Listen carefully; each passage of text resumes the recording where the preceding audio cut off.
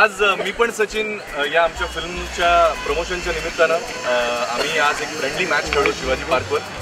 Jadhav sir academy म्हणजे जाधव सरांची जी academy आहे त्याचे सगळे उत्तम प्लेयर्स आणि त्याचबरोबरीनं शिवाजी पार्कवरचे आमचे सगळे शिवाजी पार्कवर आमच्यासाठी आलेले सगळे मीडियातले आमचे मित्रमैत्रिणी यांच्या बरोबरीनं एक फ्रेंडली मॅच झाली. त्याच्यामध्ये अर्थातच मी पण सचिनची टीम जिंकलेली आहे. Swapnil best bowler. स्वप्नील कसं वाटतं?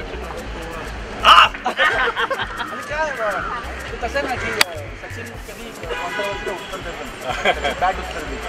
तसं आज माझा बॉल दिलेला आहे. सगळ्यांची सुट्टी करून टाकलेली आहे. कल्याणी, प्रियदर्शन आणि श्रेयस हे तिघही होते.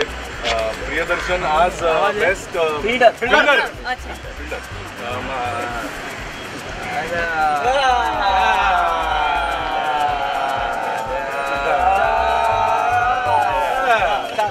दर्शनची प्रतिक्रिया झालेली आहे. बेस्ट फिल्डर म्हणजे नेहमीच सचिन तेंडुलकर नंतर मला कोण आवडणारा प्लेअर आहे तर मोहम्मद अब्दुल सय्यद रफसन यांनी पूर्ण नाव मोहम्मद. तर माझ्यामध्ये उत्तम फिल्डर होता. तशीच मी आज फिल्डिंग केलेली आहे. उत्तम बॅट्समनसुद्धा होता. पण 1 फेब्रुवारीला मी पण सचिन हा सिनेमा येतो. अत्यंत चांगला झाला आहे सिनेमा.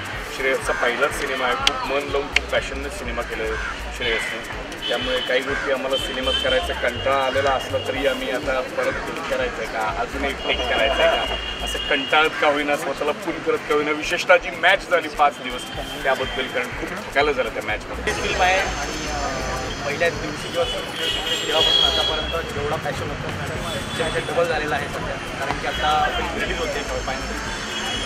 2 महिन्याची मेहनत आहे बघणार आहे. सर्वांनी मेहनत घेतलेली आहे.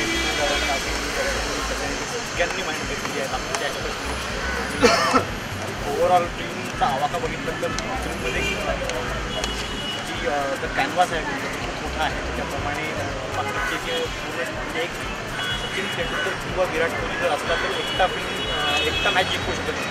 तसं इथे आहे की मी जरी एकटा असलो तरी एकटा मी मॅच म्हणजे पिक्चर पाहू शकत नाही. सगळ्यांचं 100% जेव्हा मिळतो तेव्हा तशी फिल्म बनतो.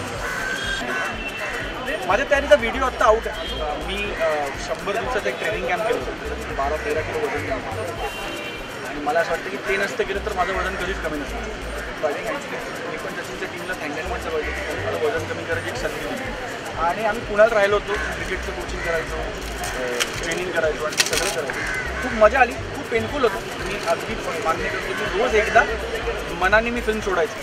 रोज रात्री मी हारायचं आणि म्हणालो की नाही करायची मला फिल्म. मी रोज रात्री श्रेयाला फोन करायचं म्हणतो की नाही बंद करते, नाही करतो, माझं नाही होत.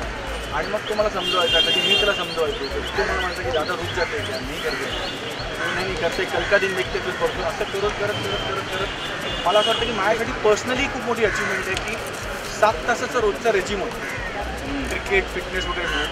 तर पहिल्या दिवशी जो मुलगा अर्धा तासात ही threw up I couldn't take it more than half an hour. 100व्या दिवशी मी ते 7 तासाचं अख्खं रेजिम करून त्याला विचारलं होतं की और क्या करणार बोलतो. सो हे माझ्यासाठी पर्सनल ट्रान्सफॉर्मेशन आहे या चित्रपटाच्या निमित्ताने. भूमिका वेगळी आहे असं मी नक्की म्हणेन. कारण विलन आत्तापर्यंत आपण बऱ्याचदा असं होतं की विलन म्हटल्यानंतर आपल्या डोळ्यासमोर एक टिपिकल इमेज नेहमी येते की असा तुमची दिसणारा, तुमची वागणारा, डायलॉगमध्ये सतत काहीतरी एक मनातून आतून खूप सतत वाईट असल्यासारखं फिलिंग देणारा. पण आपल्याला असं लक्षात येतं की आपल्या आजूबाजूला असे अनेक लोक असतात जे दिसायला सर्वसामान्य असतात, आपल्यासारखेच असतात, दिसायला कदाचित काळजी असतात, पण त्यांची वृत्ती वाईट असते. सो या विलन अपॉर्च्युनिस्ट आपला विलन अपॉर्च्युनिस्ट आहे आणि तो असा दिसायला विलन जरी दिसत नसला तरी त्याला अपॉर्च्युनिटी घेण्यासाठी तो कुठल्याही थराला जाऊ शकतो. यामध्ये सचिन पाटील हे जे कॅरेक्टर आहे त्याच्याशी याचा काय झगडा आहे हे फिल्ममध्ये तुमच्या लक्षात येईलच. पण राजा देशमुख असं माझ्या कॅरेक्टरचं नाव आहे.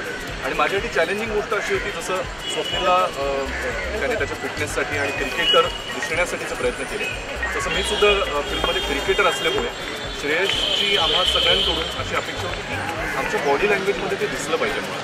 त्यामुळे मी सुद्धा 1 महिना 1.5 महिना क्रिकेटचं ट्रेनिंग गोरेगावला मी जिथे राहतो तिथे पहाटे जायचो. कारण सध्या मी एक मालिका करत असल्यामुळे मला दिवस माझा तिकडे जातो पूर्ण वेळ. पण मुद्दाम पहाटे उठून मी क्रिकेटसाठी तो वेगळा वेळ राखून ठेवला होता.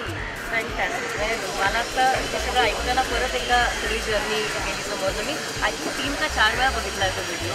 मला माहिती होतं की खूप एक ट्रेनिंग चालू आहे आणि Swapnil is going to different fitness programmes and stuff. पण ते बघताना मला असं परत जाणवायला लागलं की काय कमाल आहे.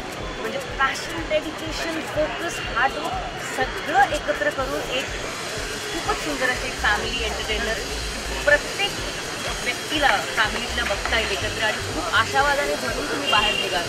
आणि जे वाक्य आहे की स्वप्न फक्त पूर्ण करायचं ॲब्सोल्युटली स्वप्न पूर्ण होतात. सो आय जस्ट फील की ह्या आशावादानं भरलेलं एक काहीतरी आहे जे आलं आहे तिथपर्यंत, आता तुमच्या हातात.